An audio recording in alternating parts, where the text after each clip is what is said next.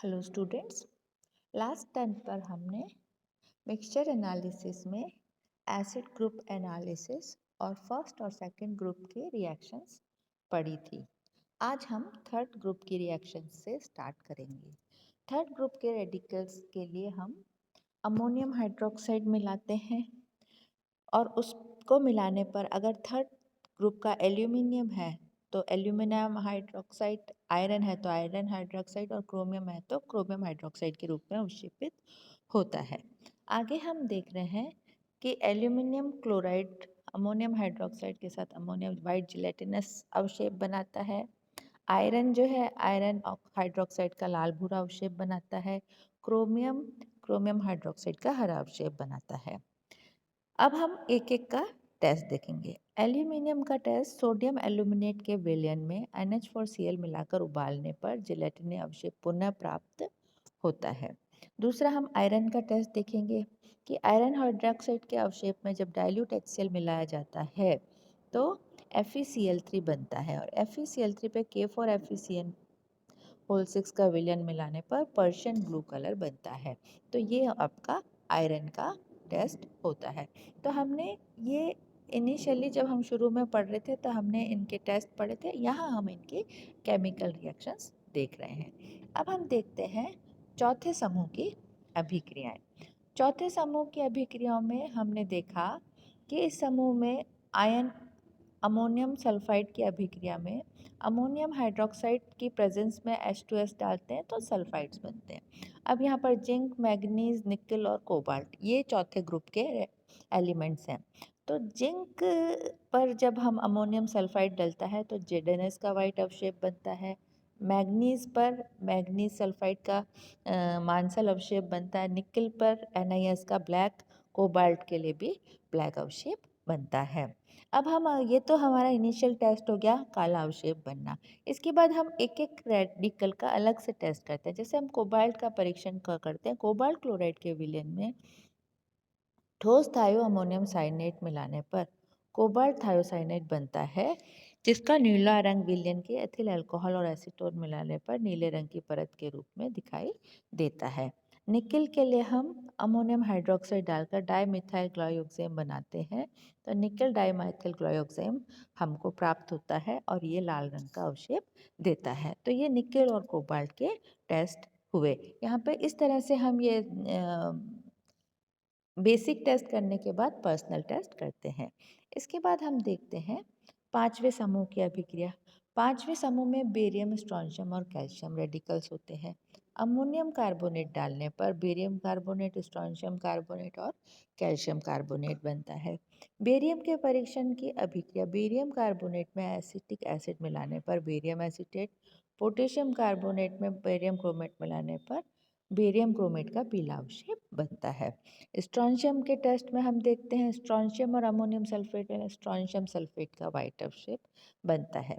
Calcium के परीक्षण की अभिक्रिया। स्ट्रोंशियम के परीक्षण के साथ उपस्थित कैल्शियम आयन अमोनियम सल्फेट के आधिक्य में विलय होकर अमोनियम कैल्शियम सल्फेट बनाता है। इस विलयन में जब अमोनियम ऑक्सलेट मिलाया जाता है तो कैल्शियम ऑक्सलेट का सफ़ेद अवशेप प्राप्त होता है।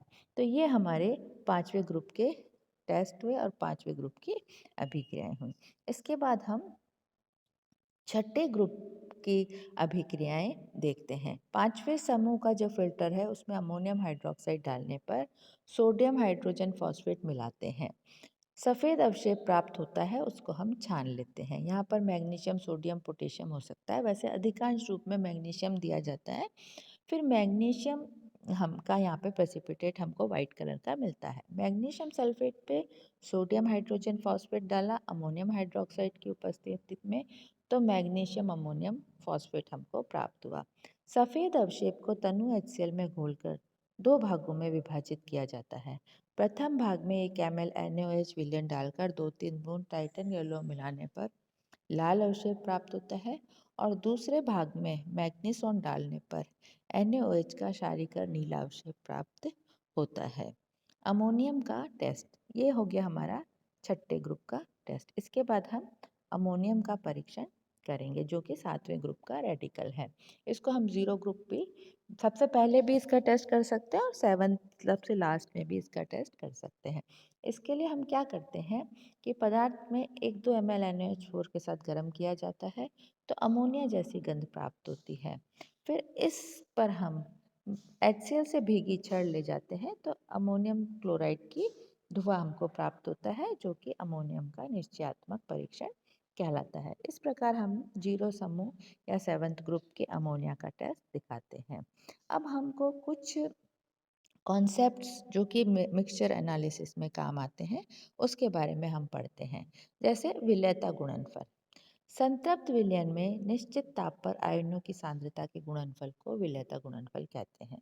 किसी भी संतृप्त विलयन में ठोस लवण या जल में विलय लवण के मध्य साम्यावस्था को स्थापित ठोस विलय के मध्य साम्यावस्था को स्थापित हो जाती है। AgCl के उदाहरण द्वारा इस प्रकार स्पष्ट है, Ag प्लस Cl। इस प्रकार द्रव अनुपातिक क्रिया का नियम लागू करने पर AgCl अपॉन AgCl आयनात्मक स्थिरांक AgCl ये देखते हैं Ag की concentration of Ag concentration of Cl। तो हम देखते हैं AgCl के संतृप्त विलयन में AgCl की सांद्रता निश्चित होती है, अतः K व AgCl का गुणनफल निश्चित होता है। तो ऐसे नए स्थिरांक को KSP द्वारा प्रदर्शित कर देते हैं, जिसे विलेयता गुणनफल कहते हैं। विलेयता गुणनफल बराबर सिल्वर की सांद्रता और क्लोराइड की सांद्रता। मैग्नीशियम का विलेयता गुणनफल बराबर मैग्नीशियम की सांद्रता और क्लोराइड की सांद्रता। ये होता है हमारा विलेयता गुणनफल। इसके बाद कॉमन आयन इफेक्ट, सम आयन प्रभाव क्या है? जब किसी दुर्बल विद्युत अपघट्य में प्रबल विद्युत अपघट्य मिलाया जाता है, तो समान आयन जो है वो दुर्बल विद्युत अपघट्य का आयतन कम कर देते हैं। इस प्रभाव को समायन प्रभाव कहते हैं। जैसे एसिटिक अम्ल में CH3COO और H आयन है, इसमें अगर हम सोडियम एसीटेट मिलाते हैं तो इसमें एसीटेट आयन समान है, तो एसीटेट आयन CH3COOH का आयतन कम कर देते हैं और साम्य बाई तरफ बढ़ जाता है। इसी प्रकार NaOH है, उसमें NH4Cl मिलाते हैं तो अमोनियम आयन का अधिक, तो अमोनियम हाइड्रोक्साइड का आयनन कम हो जाता है और अमोनियम हाइड्रोक्साइड और बेसिसिटी की तरफ साम्य स्थापित हो जाता है। तो ये सम आयन प्रभाव के कारण साम्य का स्थापन समायन प्रभाव कहलाता है। अब सम आयन प्रभाव और विलेयता गुणनफल के उपयोग, ये जो दोनों चीजें हमने पढ़ी, इनका हमारे मिक्सचर एनालिसिस में किस तरह से उपयोग है, इसको हम देखते हैं कि सम आयन प्रभाव का क्या उपयोग, इन दोनों का उपयोग क्या है परीक्षण करने में। तो हम देखते हैं प्रथम समूह में गुणात्मक विश्लेषण के प्रथम समूह में अभिकर्मक HCl है, जिससे ये तीनों रेड क्लोराइड निकलते हैं। तो तनु HCl डालने पर क्लोराइड आयन की सांद्रता में वृद्धि होती है, इसलिए क्लोराइड के सल्फेट हमको प्राप्त होते हैं। द्वितीय समूह में हम H2S डालते हैं, माध्यम अम्लीय है। तो क्या होता है कि सम आयन प्रभाव मतलब H का कॉमन हो गया, सल्फाइड अवशेपित होते हैं और जिसकी विलेयता गुणनफल बहुत कम होती है। चतुर्थ समूह के धातु सल्फाइडों में के विलेयता गुणनफल का मान अधिक होने पर सल्फाइड आयनों के अधिक सांद्रता में अवशेपित हो जाते हैं। इससे H2S गैस में के क्षारीय माध्यम में अवशेपित होती है, इससे H2S का आयनन बढ़ता है। अब यहाँ पर H2S, यहाँ पर HCl का आयनन बढ़ता है, H आयन का प्रभाव, यहाँ पर H2S का आयनन बढ़ता है। तो इस प्रकार से हम देखते हैं कि द्वितीय समूह में जो सल्फाइड अवशेपित होते हैं वो उनका KSP का मान कम होता है, जबकि चतुर्थ समूह में जो सल्फाइड अवशेपित होते हैं उनका विलेयता गुणनफल का मान अधिक होता है। तृतीय समूह में अमोनियम हाइड्रोक्साइड अमोनियम क्लोराइड की उपस्थिति में डालते हैं, तो अमोनियम का समायन प्रभाव हो गया। तो इससे क्या होगा कि अमोनियम क्लोराइड न डालकर केवल अमोनियम हाइड्रोक्साइड डालें तो हाइड्रोक्सिल की सांद्रता इतनी अधिक होगी कि वो क्लोराइड और इनके हाइड्रोक्साइड को अवशेपित नहीं कर पाएंगे। और तृतीय समूह से पहले HNO3 डालते हैं, तो HNO3 डालकर इसलिए हिलाते हैं क्योंकि FeOH होल्ड को पूर्ण अवशेपन नहीं हो पाता, तो FeOH होल्ड इससे अधिक होने के कारण FeOH होल्ड इसका पूर्ण अवशेपन नहीं होता, तो Fe+2 को Fe+3 में कन्वर्ट करने के लिए HNO3 डाला जाता है। इसके बाद हम देखते हैं NH4OH की उपस्थिति में NO2CO3 मिलाया जाता है फिफ्थ ग्रुप में, वो भी सम आयन प्रभाव के कारण, क्योंकि कार्बोनेट को अवशेपित हमको करना है।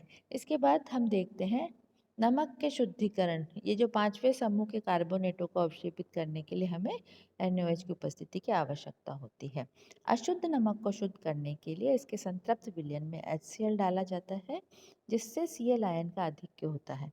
आयनिक गुणनफल का मान Ksp से अधिक होने पर NaCl अवशेपित होगा, अन्य अशुद्धियां विलय अवस्था में रहेगी। साबुन का अवशेपन। साबुन उच्चतर वसीय अम्लों का सोडियम लवण है। इनमें स्टेरिक अम्ल रहता है, जिसे NaOH से क्रिया कराकर तुरंत साबुन बनाते हैं। साबुन के अवशेपन में थोड़ा नमक मिलाते हैं, जिससे जिससे साबुन का अवशेपन हो जाता है। अब इसके बाद हम देखते हैं कि विश्लेषण में ऑक्सीकरण और उपचायक का प्रयोग। ऑक्सीकारक वे पदार्थ हैं जो इलेक्ट्रॉन ग्रहण करते हैं तथा स्वयं अपचयित हो जाते हैं। इनके प्रभावी तत्व के ऑक्सीकरण अण्णांक में कमी होती है। KMnO4, K2Cr2O7, HNO3 आदि ऑक्सीकारक हैं। अपचायक वे पदार्थ हैं जो इलेक्ट्रॉन त्यागते हैं और स्वयं ऑक्सीकृत हो जाते हैं। इनके प्रभावी तत्व के ऑक्सीकरण में वृद्धि होती है। ऑक्सीकारक व अपचायक का उपयोग रिडॉक्स अनुमापन में होता है। ऑक्सीकरण अपचयन अनुमापन में प्रत्यक्ष या अप्रत्यक्ष रूप से आयोडीन का उपयोग ऑक्सीकारक के रूप में होता है। इन्हें आयोडीन अनुमापन कहते हैं। दो प्रकार से होते हैं, आयोडोमिति और आयोडोमिति। आयोडीमिति में क्या होता है? आयोडोमिति अनुमापन में आयोडीन के मानक विलयन का उपयोग करके ऑक्सीकारक के रूप में लिखते हैं, या आयोडीन अनुमापन में sodium thiosulphate, sulphide, arsenic stannous chloride के साथ होता है। इसको निम्न सारणी से हम दर्शाते हैं।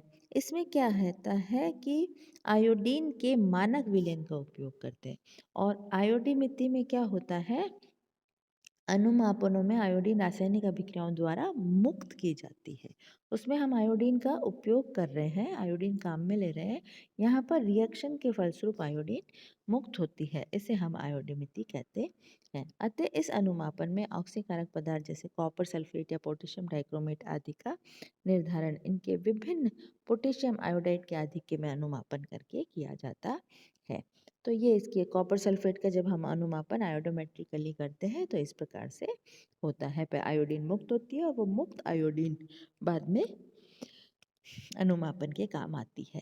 तुल्यांकी भार का निर्धारण। आयोडीन अनुमापनों में प्रयुक्त पदार्थ के तुल्यांकी भारों का निर्धारण इस पदार्थ के कितने भार भाग आयोडीन के 127 भार भाग से अभिकृत होकर विस्थापित होता है, इसी आधार को निम्न प्रकार से करते हैं। सोडियम थायोसल्फेट का तुल्यांकी भार 2 इंटू आणविक भार। अतः आयोडीन के 127 भार भाग से अभिकृत सोडियम थायोसल्फेट का भार उनके आणविक भार के बराबर होता है। कॉपर सल्फेट का तुल्यांकी भार क्या है? कॉपर सल्फेट क्या है? इस रिएक्शन से हम देते हैं 2 इंटू 127, तो कॉपर सल्फेट का तुल्यांकी भार आणविक भार जो है 249 होता है। तुल्यांकी भार बराबर आणविक भार इज इक्वल टू 249। तो इस प्रकार से ये हम अनुमापन जो करते हैं उसमें ऑक्सीडेशन और अपचयन का उपयोग करके इलेक्ट्रॉन त्यागना और इलेक्ट्रॉन ग्रहण करने के आधार पर ऑक्सीकरण अपचयन रिएक्शंस होती है। ऑक्सीकरण और अपचयन रिडॉक्स अनुमापन को समझते हैं।